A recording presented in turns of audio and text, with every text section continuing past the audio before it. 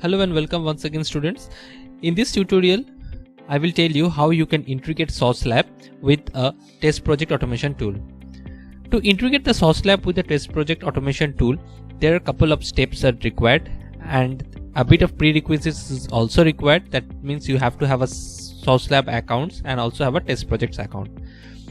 I think you already have a test projects account, as I have already showed you how to create a test project account in one of my previous lectures. Now I will show you how you can create a SauceLab account, free account obviously, and then how you can integrate SauceLab with test project. Now why we need a SauceLab? The main advantage of SauceLab is that it is the world's largest continuous testing cloud of web and mobile applications. What does that mean? That means SauceLab hosts a lot of browsers of various versions and also iOS devices of various browser versions. Okay, now let me tell you that you need a cross browser testing of a specific browser on a specific devices. You can, at this moment you don't have these devices physically, so how you will perform that testing? You will perform that testing in SauceLab with that specific version and with the specific devices, and also even with a specific resolution also. So that is also possible in SauceLab. Now I will give you a short tour of SauceLab, of how you can register in SauceLab and a dashboard view of a SauceLab. Okay, quickly. The registration process in SauceLab is quite self-explanatory. You can just give your first name, last name. You can go to your email and click on the confirmation mail. These are all self-explanatory, so I will not waste your time or in investing in how to register. Okay, rather I will give emphasis on how you can integrate SauceLab with test project automation tool and how you can execute one test case in SauceLab. So let's begin the registration process and gradually integration and then execution.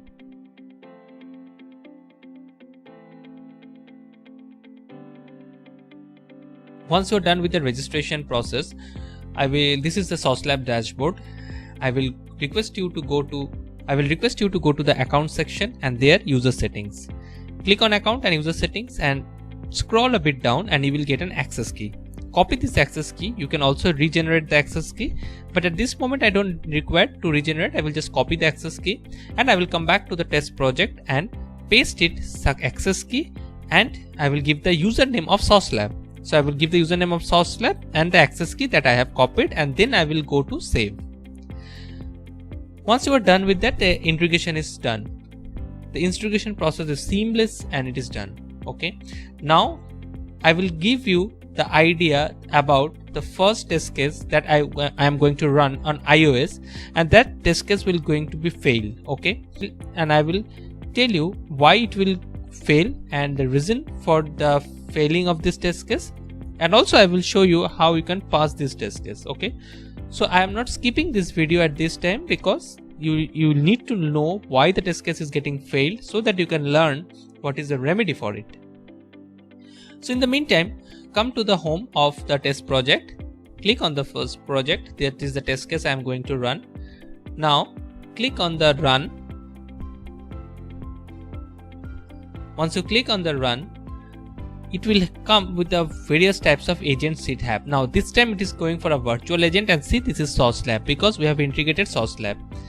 See, agent is virtual agent. In the other sections we see there are lots of browsers are there, IE browser, Firefox browser. For the desktop you have the click the tab desktop, therefore it has lots of browser, Firefox, Edge, IE, Chrome, and different versions also. Okay, now if you have chosen mobile, you have the mobile devices also. Let me choose the mobile, and I will have Safari. See, this is Safari for the iOS.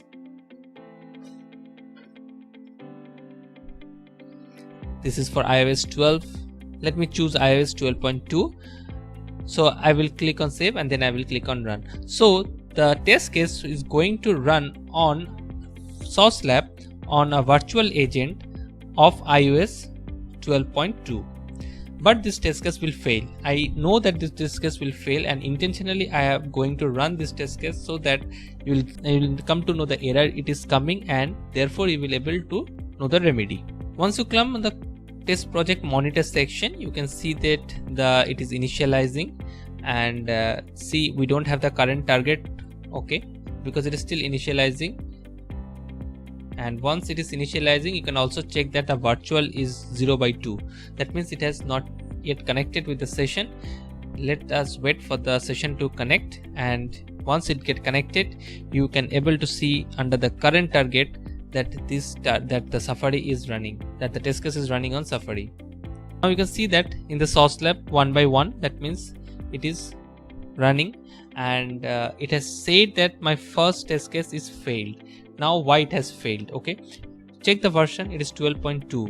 okay, now to check why it has failed, now just go to the reports, click on the project, click on the failed section, and click on the test, then the latest report that is failed. Once you click on that, you can check that the iPhone 8 simulator, you can open the source lab report also from here. Just click on that, it will open the particular report of the source lab, and in the error icon, if you click there, you can see that it is clearly stating that unable to parse remote response. Appium 1.15 doesn't support on iOS 12.2. So this is the reason it's got failed. Appium is not getting supported on iOS 12.2. So what is the remedy? The remedy is that you have to upgrade to iOS 13. Okay, so I will now run it on iOS 13. So I will again click on the enter, I will click on run, I will click on mobile, source labs, and there I will choose iOS 13. So let me choose the iOS 13 version. See the iOS Safari 13, and I will run on iPhone. Let's say I will run on iPhone 11. Okay, so it is stating that running on Source Lab Safari iOS 13 on iPhone 11 through a virtual agent. Okay, click on next, click on again run, and quickly go to the monitor section to check what is happening. Again, it is initializing, it is a part of this process.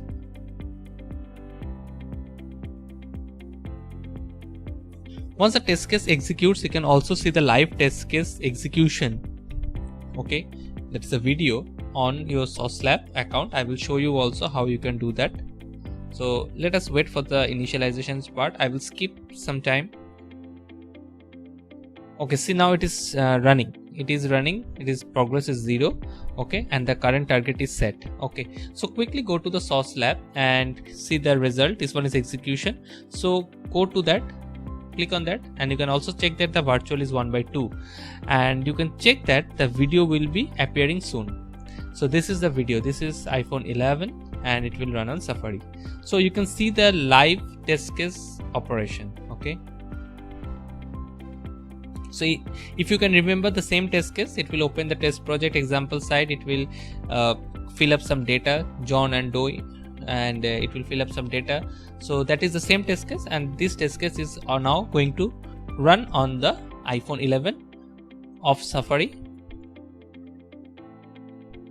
Okay, so the progress is 12. You can also check that in the test project. So simultaneously you can check on both. You can check on test project, you can check on Source Lab, you can see the video on the Source Lab also, that what it is happening. Okay, so it is pretty cool, huh? So this is what is a cross-platform testing, and so there are a lot of browsers are there. So it is a cross-browser testing. So you don't have to actually accumulate all those devices and all those versions. You can practically run it in Source Labs of your specific versions, specific test cases. Okay. So we will wait for the test case execution to get finished. It is still running. And once it is finished, see the virtual agent is switched off. That means the execution has been complete, and the test case execution is also get completed in iPhone 13. Okay,